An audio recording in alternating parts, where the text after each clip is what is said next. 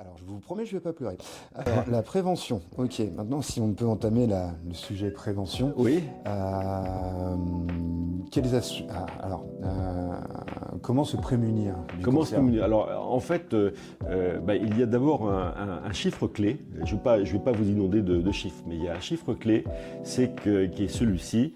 40% des cancers, 40% des cancers sont évitables. Ouais. Déjà. C'est impressionnant. Et le meilleur cancer qu'on puisse avoir, c'est celui que l'on n'aura pas. C'est celui qu'on n'aura pas.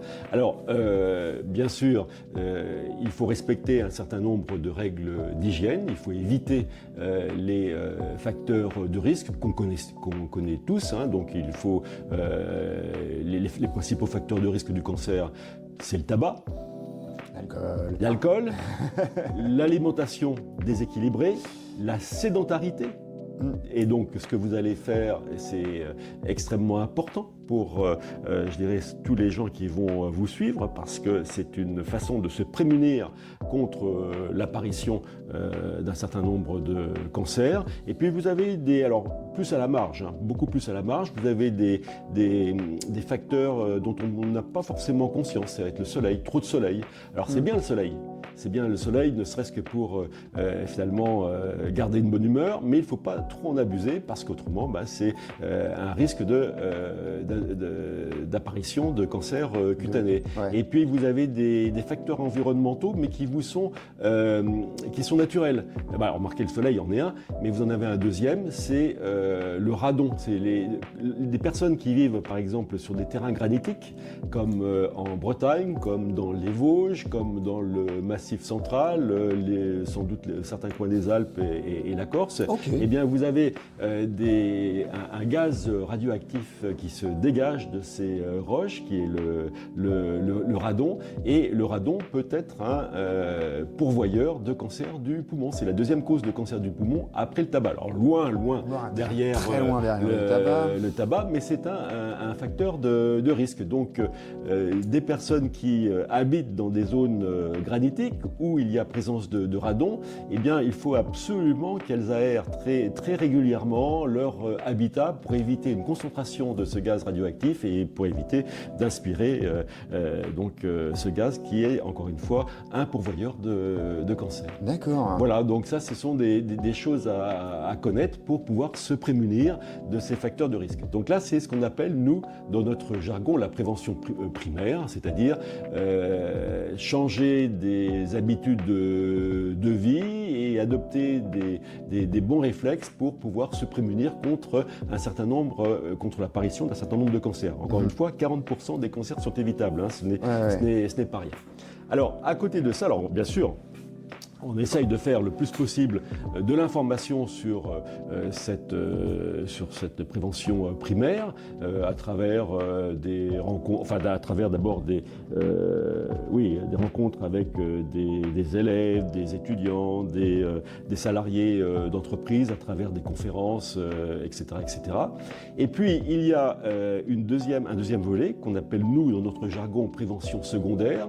Ce sont les dépistages organisés qui concernent certains cancers. En fait, pour l'instant, ils concernent 3 cancers et il y a un dépistage organisé qui est en expérimentation pour un 4e cancer. Alors, quels sont les 3 cancers pour lesquels il existe un dépistage organisé? Vous les connaissez, puisque en général, ça correspond à des mois colorés.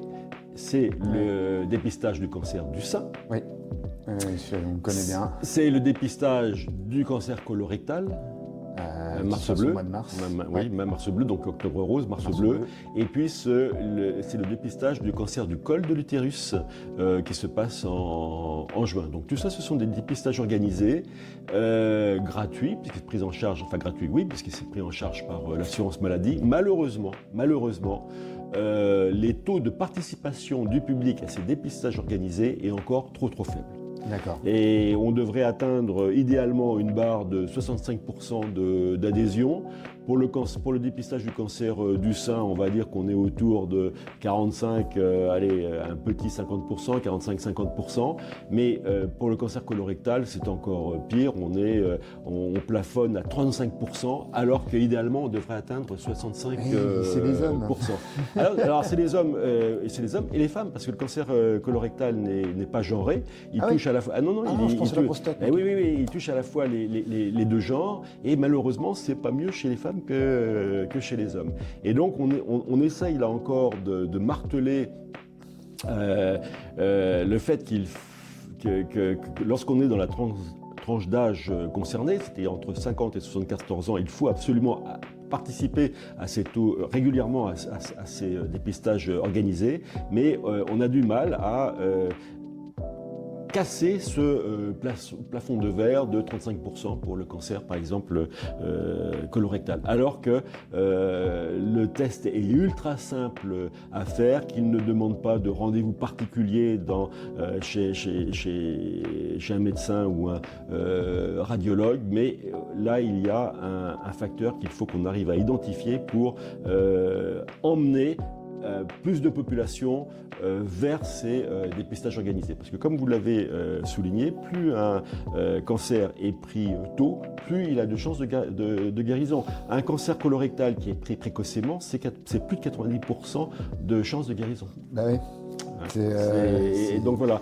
Donc en fait, si vous voulez, dans cette mission information sur la prévention, eh bien, on a ces deux volets. Prévention primaire d'un côté lorsque la personne n'est pas malade, mais elle doit il serait souhaitable qu'elle change ses habitudes de vie pour se prémunir de tout problème de santé. Et puis on a le volet prévention secondaire pour détecter le plus précocement possible l'un des trois cancers que j'ai cités. Alors, j'ai cité trois cancers. Il y a actuellement, mais c'est en expérimentation. Pour l'instant, ce n'est pas encore, je dirais, dans la routine sociétale, c'est le cancer du poumon. Il y a donc une expérimentation de dépistage organisé qui va concerner les grands fumeurs. Et donc, il va être lancé, je crois, le mois prochain sur l'ensemble du territoire français. Et en fonction des résultats qui seront obtenus, il sera sans doute généralisé à l'ensemble de la population. C'est une grande première, ça ? Oui, c'est une grande première. Okay. Donc, ça sera le 4e cancer qui bénéficiera d'un dépistage organisé. Alors, bien sûr, lorsque je parle de dépistage organisé, c'est pour toucher l'ensemble de la société, mais à côté de ça, il ne faut pas négliger les dépistages individuels pour certains types de cancers. Je pense notamment au cancer masculin, le cancer de la prostate. Et là, les recommandations que font les urologues, c'est qu'à partir de 60 ans, eh bien, chaque homme devrait aller consulter son médecin traitant ou son urologue tous les 2 ans pour suivre l'évolution de sa prostate, sachant que c'est un organe qui, à partir de 50 ans, eh bien, a tendance à se cancériser. D'accord. Donc on le répétera, de toute manière, c'est de la prévention, des associations sont là pour ça. Oui. Et il ne faut pas attendre les premiers signes. Ah non, surtout pas. C'est ça la catastrophe au final. Absolument. À laquelle on assiste. Surtout que beaucoup de cancers évoluent de manière silencieuse. Et lorsque on voit les premiers signes. Et dès qu'on voit les premiers signes, c'est trop tard. Je vois une charpente et des termites. Eh ben c'est exactement ça. Je pense au cancer. On a cité le cancer colorectal, malheureusement le cancer qui était fatal à votre papa, mais on peut citer également le cancer du pancréas. Souvent, on va le détecter beaucoup trop tard, et là, l'espérance de vie malheureusement sera très faible malgré les traitements. C'est ça. Mais dans tous les cas, la recherche avancée ne recule pas. Ah non. Ça va dans un sens. Absolument. Ok. Mais je repense beaucoup à mon père, du coup, quand c'est comme ça. C'est donc un gars né dans les années 60, plus fort que tout. Ce qui est vrai, ce qui était vrai. Mais la petite pointe, ce côté, je me sens pas bien, mais ça va passer. Donc d'abord de l'ignorance, ensuite de la fierté. Non, je suis pas malade. Ensuite du déni. Et après de la peur. Et une fois que la peur a vaincu le tout, voilà, environ un mois et demi après avoir commencé à acheter du sang, parce que je suis désolé, je suis pas très poli, et il en a parlé à sa femme. C'était trop tard. C'était trop tard, oui, bien sûr. C'était trop tard, et s'en est suivi 7 ans de lutte contre le cancer. Ouais. Et il y a plein de gens en fait qui sont dans cette situation-là, qui ont atteint l'âge de faire les premières préventions, etc.